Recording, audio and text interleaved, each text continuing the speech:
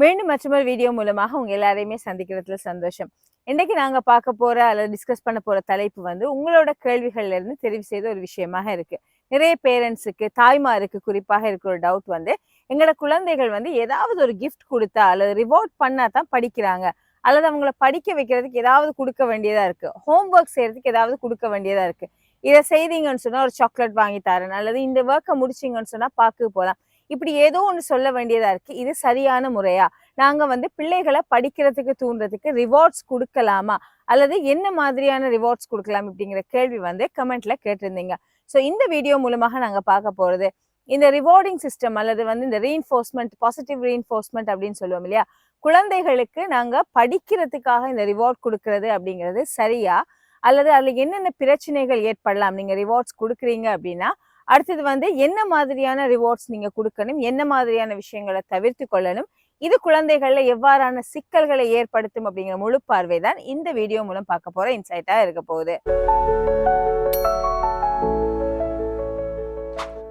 ஆகவே நாங்க ஏன் இந்த ரிவார்ட்ஸ் குழந்தைகளுக்கு கொடுக்குறோம் அப்படின்னு சொல்லி பார்த்தா, பிள்ளைகளோட ஒரு நல்ல பழக்கத்தை, அதாவது ஒரு நியூ ஹேபிட்டை நாங்க இன்ட்ரடியூஸ் பண்ணணும் அப்படின்னு சொன்னா, நீங்க அதுல ரிவார்ட் கொடுக்குறீங்கன்னா அது ஒரு சக்சஸ்ஃபுல்லாக இருக்கும்.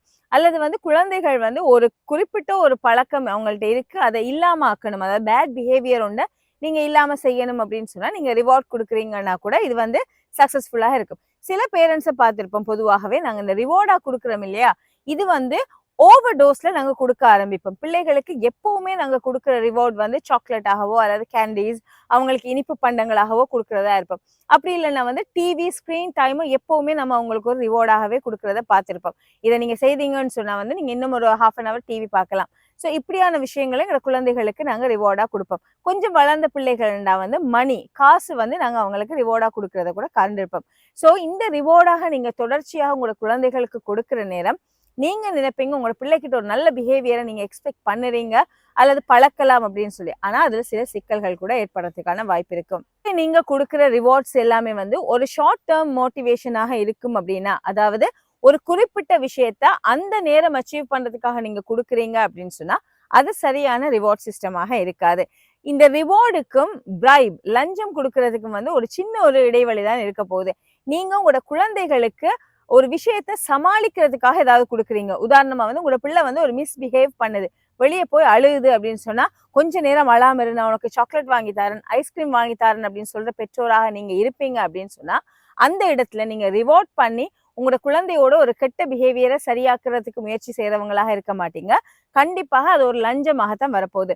ஸோ நீங்க உங்களோட குழந்தைகளுக்கு என்ன மாதிரியான ரிவார்ட்ஸ் கொடுக்குறீங்க, அல்லது வந்து உண்மையிலேயே பிரைப் பண்றீங்களா அப்படிங்கிறத கமெண்ட்ல சொல்லுங்க. அது சரியான ஒரு முறையா குழந்தை வளர்ப்புல அப்படிங்கிறத பத்தி நாங்க மேலும் டிஸ்கஸ் பண்ணலாம். சரி, இப்ப நாங்க ரிவார்ட் சிஸ்டத்துக்குள்ள வரலாம். இந்த ரிவார்ட் எப்போ உங்களுக்கு பேக் ஃபயர் ஆகும், அதாவது உங்களோட குழந்தைகளோட படிக்கிறதுக்காக நீங்க கொடுக்குறீங்க இல்லையா ரிவார்ட், ஹோம்ஒர்க் செய் நான் ரிவார்ட் தரேன், இந்த ஒர்க்கை முடி ரிவார்ட் தரேன், இப்படியான விஷயங்கள்லாம் நீங்க கொடுக்குறீங்க இல்லையா, இது எந்த இடத்துல உங்களோட குழந்தைகளுக்கு பேக் ஃபயர் ஆகும் அப்படின்னு சொன்னா, இந்த மோட்டிவேஷன் அப்படிங்கிறதுல வந்து 2 விஷயம் இருக்கு. ஒன்று வந்து குழந்தைகளுக்கு வெளியே ஒரு விஷயத்த நாங்க செய்யறது மூலமான ஒரு எக்ஸ்டர்னல் ஃபேக்டரால பிள்ளைகள் மோட்டிவேட் ஆகுறது. அடுத்தது வந்து இன்டர்னலாகவே குழந்தைகள் வந்து மோட்டிவேட்டடாக இருக்கிறது. ரொம்ப கன்ஃபியூஸ் பண்ணிக்கொள்ள தேவையில்லை. நாங்க ஒரு விஷயத்த கொடுத்து உங்களோட பிள்ளை செய்யுது அப்படின்னு சொன்னா அது எக்ஸ்டர்னலா மோட்டிவேட் ஆக இருக்கு அப்படின்னு சொல்லி அர்த்தமாக இருக்கலாம். ஆனா உங்களோட குழந்தைகள் தான் படிக்கணும், நான் நல்ல மார்க்ஸ் எடுக்கணும், நான் நல்ல மார்க்ஸ் எடுத்தா அது ஒரு கௌரவம் அல்லது வந்து அது ஒரு பெருமை அப்படின்னு நினைச்சு படிக்குது அப்படின்னு சொன்னா இன்டர்னல் மோட்டிவேஷன். ஸோ நீங்க உங்களோட குழந்தைகளுக்கு தொடர்ச்சியாக ஒரு ரிவார்டை கொடுக்குறீங்க அப்படின்னா உங்களோட குழந்தைகள் வந்து அதற்கு பழகி கொள்ளுவாங்க. எந்த விஷயத்தையும் சில குழந்தைகளை நீங்களே அவதானிச்சு பாருங்க. உங்களோட குழந்தைகளை நீங்க வந்து போய் படினா படிச்சா இது தருவீங்களா அப்படின்னு சொல்லி கேட்பாங்க. ஸோ இந்த குழந்தைகள் எப்பவுமே இந்த எக்ஸ்டர்னலி மோட்டிவேட்டடாக இருக்கிறதுக்கு விரும்புவாங்க. இந்த சந்தர்ப்பத்துல உங்களோட குழந்தைகள் தானாகவே உணர்ந்து படிக்கிறதோ அல்லது ஒரு நல்ல மார்க்ஸ் எடுக்கிற நேரம் அதுல இருக்கிற அந்த பெருமை அல்லது அதை சரியாக வந்து அதுல சந்தோஷப்படுறதோ குறைவாக இருக்கும். ஸோ எந்த குழந்தை தொடர்ச்சியாக எக்ஸ்டர்னலி மோட்டிவேட்டட் ஆக்கப்படுதோ, அதாவது நீங்க ரிவார்ட் பண்ணி பண்ணி கிஃப்ட் கொடுத்தே இருக்கிறீங்க அப்படின்னு சொன்னா அந்த குழந்தை வந்து தானாகவே இயல்பாகவே ஒரு விஷயத்த மனதில் எடுத்து மோட்டிவேட் ஆகிறதுக்கான வாய்ப்புகள் மிக அரிதாக இருக்கும். ஸோ இந்த விஷயத்த நீங்க வந்து கருத்தில் கொள்ளணும். அடுத்தது நீங்க என்ன மாதிரியான ரிவார்ட்ஸ் கொடுக்குறீங்க அப்படிங்கிறதும் இருக்கும். சில பேரண்ட்ஸை பார்த்திருப்போம், சின்ன விஷயங்களுக்கு பெரிய கிஃப்ட்ஸ் கொடுக்கறத பார்த்திருப்போம். ஒரு மேத்ஸ் ஹோம்ஒர்க் செய்த குழந்தையை கூட்டிட்டு போய் ஒரு விலை உயர்ந்த ஒரு டாய் விளையாட்டு பொருள் வாங்கி கொடுக்குற பேரண்ட்ஸே நாங்க பார்த்திருப்போம். இப்படி நீங்க தொடர்ச்சியா செய்யற நேரம் உங்களோட குழந்தைகளுக்கு என்ன நடக்கும் அப்படின்னா ஒரு கட்டத்துல வந்து அதற்கு மேல அவங்களுக்கு கேட்கறதுக்கு எதுவுமே இல்லை அப்படிங்கிறப்போ ஆட்டோமேட்டிக்கா அவங்க படிப்புல வந்து அந்த ஆர்வம் குறைந்து கொண்டே போகும். ஸோ இதனாலையும் வந்து நீங்க இந்த குழந்தைகளுக்கு அதிக அளவுல அல்லது பெரிய அளவுல கிஃப்ட்ஸோ ரிவார்ட்ஸோ இந்த குழந்தைகளுக்கு கொடுக்கறத பேரண்ட்ஸ் கட்டாயம் தவிர்த்து கொள்ளணும். தொடர்ச்சியாக கிஃப்ட்ஸோ ரிவார்ட்ஸ் கொடுக்கப்படுற குழந்தைகள், படிப்பதற்காக கொடுக்கப்படுற குழந்தைகள் வந்து அந்த ஜாய் ஆஃப் லேர்னிங் அப்படின்னு சொல்லுவோம் இல்லையா, ஒரு விஷயத்தை கற்றுக்கொள்றதுக்கான ஆர்வம் அந்த குழந்தைகளுக்கு குறைகிறதாக ஆய்வுகள் தெரிவிக்குது. ஸோ இந்த குழந்தைகள் வந்து அந்த கிஃப்டை பெற்றுக்கொள்ளணும் அப்படிங்கிறதுக்காகத்தான் படிக்கிறாங்க. அது லாங் டேர்மா அந்த குழந்தைகளோட மூளையில பதிவு செய்யப்படலை அப்படின்னு சொல்லி ரிசர்ச்சர்ஸ் வந்து முடிவு பண்ணியிருக்காங்க. ஸோ இந்த விஷயத்தையும் வந்து பேரண்ட்ஸ் கருத்து கொள்ளணும். இன்னும் ஒரு அபாயகரமான விஷயம் தான் வந்து இந்த ப்ரெஷர் அப்படிங்கிறது. உங்களோட பிள்ளைக்கு நீங்க வந்து ஒரு ஸ்கிரீன் டைம் கொடுக்குறீங்க ரிவார்டா அப்படின்னு வச்சுக்கொள்ளுவோம். இந்த ஹோம்ஒர்க் செய்து முடிச்சா உனக்கு இதை தாரன் அப்படின்னு. ஸோ இப்படி நீங்க கொடுக்குற நேரம் அந்த குழந்தைக்கு வந்து ஃபுல்லா அந்த அந்த ஸ்கிரீன் அந்த கேம் விளையாடணும் அல்லது அந்த வீடியோ பார்க்கணும் அப்படிங்கிற தாட் வந்து ஒரு ப்ரெஷராக இருக்கும். ஸோ அந்த ப்ரெஷர் வந்து குழந்தைகள் கல்வி அந்த அகாடமிக் ப்ரெஷரை அதிகரிக்கும். ஸோ படிக்கிற நேரம் அதற்குரிய ப்ரெஷர் வந்து இந்த குழந்தைகளுக்கு அதிகரிக்கும். ஸோ இப்படியான விஷயங்களை கண்டிப்பாக பேரண்ட்ஸ் வந்து தவிர்த்து கொள்ளணும். நீங்க ஸ்கிரீன் டைம் கொடுக்குற நேரம் பிள்ளைகள் படித்ததற்கு ஒரு ரிவார்டாக கொடுக்கணும் அப்படின்னு சொல்லி நாங்க இதுக்கு முதல்ல சொல்லியிருப்போம் இல்லையா, அதை ஒரு நிலையான ஒரு டைமாக எடுக்கணுமே தவிர அந்த நேரத்துல இந்த செஞ்சு முடிச்சா உனக்கு ஸ்கிரீன் தருவன் அப்படிங்கிற மாதிரியான நெகோசியேஷன்ஸை நீங்க குழந்தைகளோட கட்டாயம் தவிர்த்து கொள்ளணும். செல்ஃப் டிட்டர்மினேஷன் தியரி அப்படிங்கிற ஒரு தியரி ஒன்று இருக்கு. அதாவது டெய்ஸி அண்ட் ராயன்ஸ் தியரி அப்படின்னு சொல்லுவோம். இது சைக்காலஜி தெரிஞ்சவங்களுக்கு வந்து தெரிஞ்சிருக்கலாம். ஸோ இந்த தியரியில என்ன சொல்றாங்க அப்படின்னு சொன்னா வந்து உங்களோட குழந்தைகள் எக்ஸ்டர்னலா ரிவார்ட் பண்ணப்பட்ட அல்லது கிஃப்ட் கொடுக்கப்பட்டு படிக்க வைக்கப்பட்ட குழந்தைகளை விட உங்களோட குழந்தைகள் தன்னார்வ மிக்க குழந்தைகளாக, கியூரியோசிட்டி இருக்கிற குழந்தைகளாக, ஒரு விஷயத்தை பரீட்சித்து பார்த்து படிக்கக்கூடிய குழந்தைகளாக, ஆற்றல் மிக்க குழந்தைகளாக இருக்கிற நேரம் அவங்க படிக்கிற அந்த அவங்களோட அந்த மோட்டிவேஷன், அவங்களோட உள்ளார்ந்த பண்புகள், பர்சனாலிட்டி வந்து நல்ல விதத்துல வந்து விருத்தி அடைகிறதாக வந்து இந்த தியரி சொல்லுது. ஸோ இதை நீங்க கருத்துல கொண்டு உங்களோட குழந்தைகளை நீங்க கிஃப்ட் அல்லது ரிவார்ட்ஸ் கொடுக்குறீங்க படிக்கிறதுக்கு அப்படின்னு சொன்னா என்ன மாதிரியான பேச்சு நீங்க அவங்களோட என்ன மாதிரியான கம்யூனிகேஷன் வெற்றிக்கொள்றீங்க அல்லது எப்படி நிலையான ஒரு விஷயமாக இருக்கு, இதெல்லாம் நீங்க பார்க்கணும். சரி, இப்ப வந்து நான் எங்க பிள்ளைகளுக்கு படிக்கிறதுக்கு ரிவார்ட் பண்ணணும், ஏதோ ஒரு விதத்துல நாங்க வந்து அவங்களுக்கு ஒரு கிஃப்ட்ஸோ அல்ல ரிவார்ட்ஸ் கொடுக்கணும் அப்படின்னா என்ன மாதிரி நாங்க செய்யணும், என்னென்ன டிப்ஸ் நீங்க கையாளலாம் பிள்ளைகளோட ஆற்றல்களை அதிகரிக்க அப்படின்னு பார்க்கலாம். இந்த ஓவர் ரிவார்டிங் அல்லது இந்த பிரைப் லஞ்சம் கொடுக்கறத வந்து குழந்தைகளுக்கு தவிர்த்து கொள்ளணும் அப்படின்னு சொன்னா உங்களோட ரிவார்ட் எப்பவுமே ஒரு சாக்லேட்டாகவோ ஐஸ்கிரீமாகவோ பணமாகவோ ஸ்கிரீன் டைமாகவோ இருக்கணும் அப்படின்னு இல்லை. நிறைய பேர் இதைத்தான் நாங்க நினைச்சு கொண்டிருப்போம். ரிவார்ட்ஸ் அப்படின்னாலே ஏதோ ஒரு பொருள், ஒரு மெட்டீரியல் அப்படின்னு சொல்லி. அப்படி இல்லாம உங்களோட வார்த்தைகள் குழந்தைகளை ரிவார்டாக இருக்கலாம் அல்லது உங்களோட வார்த்தைகள் பிள்ளைகளுக்கு ஒரு மோட்டிவேஷனை கொடுக்கலாம் அப்படிங்கிறது நம்ம நிறைய பேருக்கு தெரியாம இருக்கும். இதுல நீங்க முக்கியமா கருத்தில் கொள்ள வேண்டிய விஷயம் தான் வந்து உங்களோட குழந்தைகளுக்கு நீங்க நல்ல வார்த்தைகளால வேர்பலி ரிவார்ட் கொடுக்குறீங்க அப்படின்னா குழந்தைகளோட டேலண்ட் அல்லது குழந்தைகளோட அச்சீவ்மெண்ட்டை பாராட்டுறதை விடுத்து எப்பவுமே அவங்களோட எஃபர்ட்ஸை நாங்க பாராட்டணும். உங்களோட குழந்தை ஒரு முயற்சியை எடுக்குதா அதை நாங்க சொல்லணும்.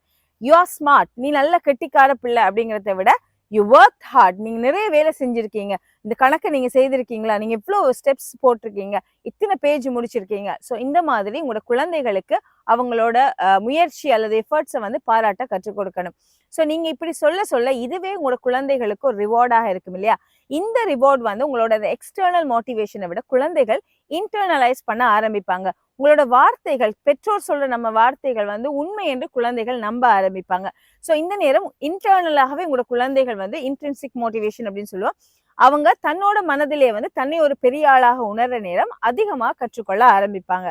அடுத்தது இந்த லேர்னிங்க்கு நீங்க எப்படி ரிவார்ட் பண்ணலாம் அப்படின்னு சொன்னா ஒரு விஷயத்த முடித்ததுமே கிஃப்டோ ரிவார்ட்ஸோ கொடுக்கறது இல்லை. நீங்க வந்து ஒரு மெட்டீரியலாக கொடுக்க போறீங்க, ஏதோ ஒரு பொருளை கொடுக்க போறீங்க அப்படின்னா ஒரு விஷயத்த முடித்ததும் அப்படின்னு இல்லை, ஒரு டைமர் யூஸ் பண்ணலாம். உதாரணமாக வந்து இப்போ உங்களோட குழந்தை வந்து ஒரு ஹோம்ஒர்க் செய்யுது, உங்களுக்கு தெரியும் இது ஒரு 1 ஹவர்ல செய்து முடிக்கிற ஹோம்ஒர்க் அப்படின்னா சில குழந்தைகள் அடிக்கடி பிரேக் எடுத்து எழும்பி விளையாடி அப்படி அது ஒரு 3 ஹவர்ஸா ஆக்குவாங்க. பட் உங்களுக்கு வந்து ஒரு அனுமானிக்க கூடியதா இருக்கும், ஒரு 20 மினிட்ஸ் ஒரு பிரேக் எடுத்தே இந்த ஒர்க்கை வந்து ஒரு 1 ஹவர்ல முடிக்கலாம் அப்படின்னா ஓகே நீங்க பிரேக் எடுங்க, பட் 1 ஹவர்ல இதை முடிச்சிங்கண்டா டைமரை செட் பண்ணுவோம், அப்படி முடிச்சிங்கன்னு சொன்னா நான் உங்களுக்கு ஒரு ரிவார்ட் தரேன். ஸோ இப்படி செய்யற நேரம் உங்களோட குழந்தைகள் வந்து ஃபோக்கஸ்டாக ஒரு அட்டென்டிவாக ஒரு விஷயத்த வந்து படிக்கிறதுக்கு வந்து அந்த குழந்தைகளுக்கு உதவியா இருக்கும். ஸோ இப்படி ஒரு டைமரை நீங்க யூஸ் பண்ணலாம். அடுத்தது வந்து எவ்ரிடே உங்களோட பிள்ளை ஹோம்ஒர்க் செய்ய வேண்டியதா இருக்கு. ஸ்கூல் விட்டு வருதா, கட்டாயம் ஹோம்ஒர்க் இருக்கும் அப்படின்னா டெய்லி நீங்க வந்து அந்த குழந்தைக்கு ஒரு சாக்லேட் கொடுக்குற நேரம் அந்த குழந்தைக்கு சலிப்பு தட்டிடும். இதுதானே எடுக்க போறோம் அப்படின்னு அது வந்து சாக்லேட் மீது சலிப்பு இல்லாம எந்த விஷயத்த நீங்க ஆரம்பிக்கிறீங்களோ ஹோம்ஒர்க் அப்படிங்கிற விஷயத்துல பிள்ளைக்கு ஒரு போரிங் கொண்டு உருவாக ஆரம்பிக்கும். ஸோ நீங்க இதுக்கு என்ன செய்யலாம் அப்படின்னா ஒரு சார்ட், ஒரு ஸ்டார் சார்ட் வந்து நீங்க யூஸ் பண்ணலாம். இதுல உங்களோட குழந்தைக்கு நீங்க சொல்லலாம் 5 டேஸ் ஸ்கூல் விட்டு வர்றீங்களா, நீங்க இந்த இது செய்றீங்களா, ஹோம்ஒர்க் செய்றீங்களா, அதுக்கு 5 ஸ்டார்ஸ் கொடுப்பேன். ஒவ்வொரு நாளும் வந்து நீங்க ஒவ்வொரு ஸ்டார்ஸ் உங்களுக்கு கிடைக்கும். ஒவ்வொரு ஸ்டார் வந்து ஸ்டிக்கராக இருக்கலாம். இந்த ஸ்டார் கிடைக்கும். அல்லது நீங்க ட்ரா பண்ணலாம் ஒரு ஸ்டார் ஒரு சார்ட்ல. ஸோ 5 நாளும் நீங்க வந்து ஹோம்ஒர்க்கை சரியா செய்தீங்கன்னா இந்த டைம்ல நீங்க ஒரு 5 to 6 வந்து உங்களோட ஹோம்ஒர்க் டைம் 5 நாளும் நீங்க செஞ்சீங்கன்னு சொன்னா சாட்டர்டே உங்களுக்கு இது ரிவார்டாக கிடைக்கும். பார்க்கு போகலாம், அல்லது ஒரு ஐஸ்கிரீம் சாப்பிடலாம், அல்லது உங்களுக்கு பிடிச்ச ஒரு பீட்சா வாங்கலாம். So something like that. நீங்க அப்படியான ரிவார்ட்ஸை கொடுக்குற நேரம் உங்களோட குழந்தைகள் வந்து அந்த ஒரு விஷயத்துக்காக வெயிட் பண்றதும் ஒரு ஹேபிட் வந்து நிலையானதாக உங்களோட குழந்தைகளுக்கு வாரத்துக்கு வந்து இது உதவியா இருக்கும். அடுத்ததுதான் இந்த படிக்கிற குழந்தைகளுக்கு இமோஷனல் ரிவார்ட்ஸ் அப்படின்னு சொல்லுவோம். இந்த இமோஷனல் ரிவார்ட்ஸ் அப்படிங்கிறது என்னன்னா உங்களோட குழந்தைகள் படிக்கிறாங்க அப்படின்னா அவங்களாகவே இமோஷனலி அதை வந்து ஒரு பெருமை மிக்க விஷயமாக அல்லது சந்தோஷம் மிக்க விஷயமாக ஜாய்ஃபுல்லாக இமோஷனலாக எடுக்கிறது தான் இமோஷனல் ரிவார்ட். இதுக்கு நீங்க என்ன செய்யலாம் அப்படின்னா அவங்களோட லேர்னிங்ல நீங்களும் ஆக்டிவாக பார்ட்டிசிபேட் பண்றது.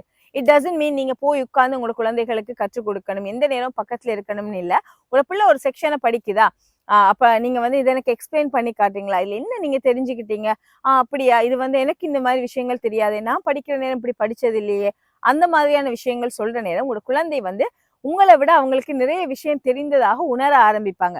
ஸோ இன்னும் நாம தெரிஞ்சு கொள்ளணும், இன்னும் ரீட் பண்ணணும், நம்ம அம்மாட்டையோ அப்பாட்டையோ போய் இதெல்லாம் சொல்லணும் அப்படிங்கிற ஒரு ஆர்வம் வார நேரம் இன்டர்னலாகவே உங்களோட குழந்தைகள் படிக்க ஆரம்பிப்பாங்க. இமோஷனலாகவே வந்து அவங்களே அவங்களுக்கு ஒரு ரிவார்டு கொடுத்து கொள்ளுவாங்க. ஸோ இந்த விஷயத்தை நீங்க குழந்தைகள்கிட்ட கடைபிடிக்கலாம். அடுத்தது வந்து நேச்சுரல் ரிவார்ட்ஸ் அப்படின்னு சொல்லுவோம். நீங்க பொருட்களாக கொடுக்காம, ஓகே நீங்க இதை படிச்சு முடிச்சீங்கன்னு சொன்னா கொஞ்ச நேரம் பிளே டைம் நீங்க விளையாடலாம், படிச்சு முடிச்சீங்கன்னு சொன்னா வந்து நீங்க கொஞ்சம் ரிலாக்ஸா போய் தூங்கலாம். இப்படியான நேச்சுரலான விஷயங்களை நீங்க கொடுக்குற நேரம் வந்து உங்களோட குழந்தைகள் அதுலயும் வந்து மோட்டிவேட் ஆகுவாங்க. ஸோ இந்த வீடியோ மூலமாக நாங்க முக்கியமாக பார்க்குற விஷயம் இந்த லஞ்சம் கொடுக்கறது, பிரைப் பண்றது அல்லது ஓவர் ரிவார்டிங் அப்படின்னு சொல்லுவோம் இல்லையா, இப்படியான விஷயங்களால எங்களோட குழந்தைகள் வந்து இந்த ரிவார்ட்ஸுக்கு அடிக்ட் ஆகி எக்ஸ்டர்னலி மெட்டீரியல்ஸுக்கு மோட்டிவேட் ஆகாம அவங்க உள்ளார்த்தமாக உணர்ந்து படிக்க செய்யறதுக்காக நாங்க இப்படியான விஷயங்களை கடைபிடிக்கலாம்.